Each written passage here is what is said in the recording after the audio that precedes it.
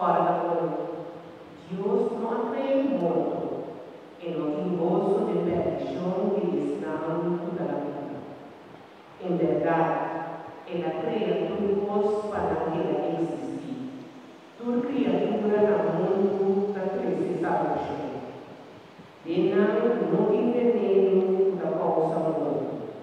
Ni reino morto da reina do mundo tampouco. Morto não tem última palavra de barulho, mas sobre a justiça está imortal. Sim, Deus a criado gente para a vida imortal. Ela nasce na imagem de sua mesma natureza. Morto a criar mundo para corrigir o diabo e ensinar tudo a pertencer na experiência do poder. Palavra de Deus. Nos te alabamos, Señor.